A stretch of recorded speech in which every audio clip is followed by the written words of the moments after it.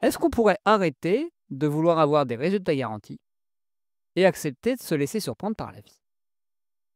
C'est un peu, la réflexion que j'ai eue en regardant mes statistiques suite à une semaine de podcast quotidien, avec une pause là en début de semaine. Et j'ai eu, une hausse dans mes écoutes, sans raison apparente sur, YouTube. Je ne comprends pas pourquoi. Voilà, c'est venu comme ça, YouTube s'est mis à, recommander, mon dernier épisode de dimanche.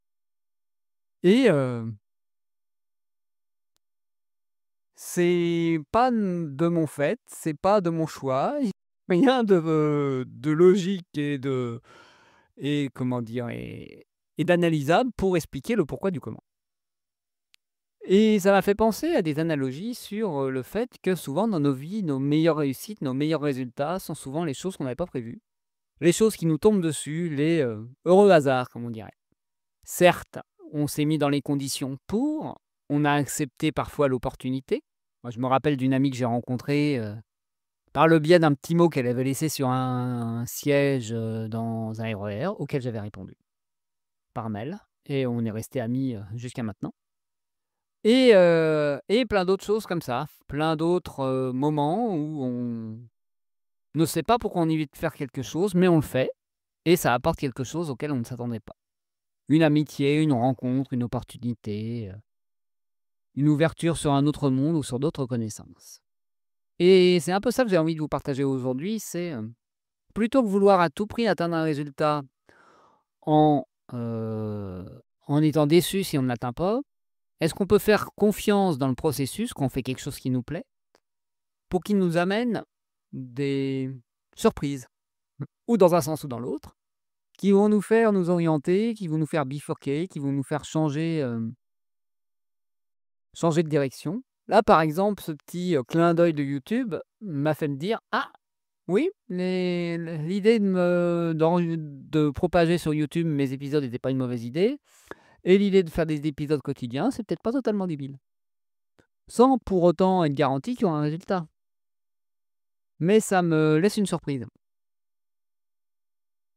Et pourquoi je vous dis tout ça?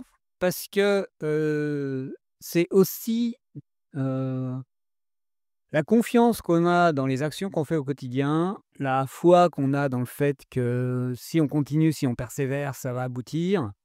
Le fait aussi de se remettre en question et de réajuster régulièrement, qui fait que, au bout d'un moment, on ne sait pas pourquoi, ça mord. Voilà. Comme si à un certain côté, il y avait une masse critique.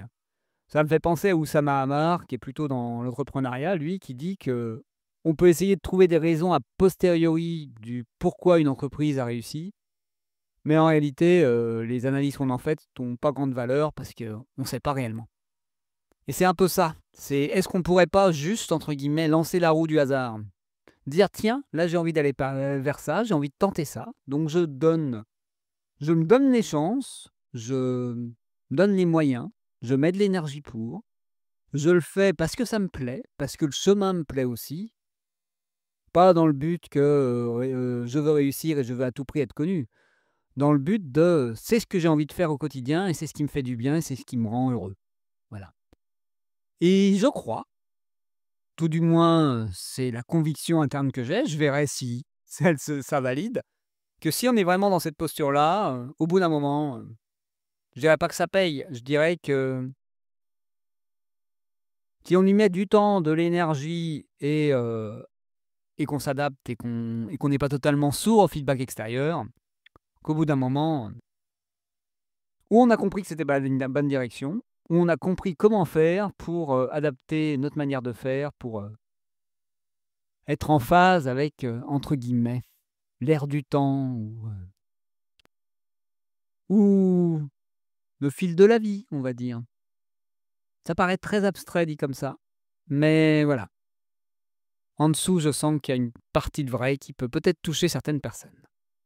Et donc si vous êtes dans ces phases où vous persévérez, vous n'avez pas de résultat, recentrez-vous réellement sur le pourquoi vous l'avez fait, pourquoi ça vous anime, qu'est-ce qui fait que vous avez lancé cette, routine, cette habitude, cette action et vous recentrez sur le fait que vous le faites parce que c'est qui vous avez envie d'être et c'est ce qui vous rend vivant au quotidien.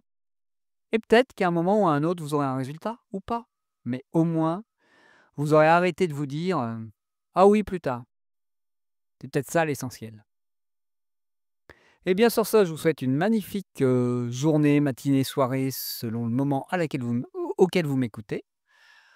Je vous dis à demain pour un nouvel épisode et comme d'habitude, n'hésitez pas à me contacter sur les réseaux sociaux ou par mail pour toute, demande de contact, pour un accompagnement ou pour tout retour sur ce podcast. Je serai très heureux de vous lire. À très bientôt!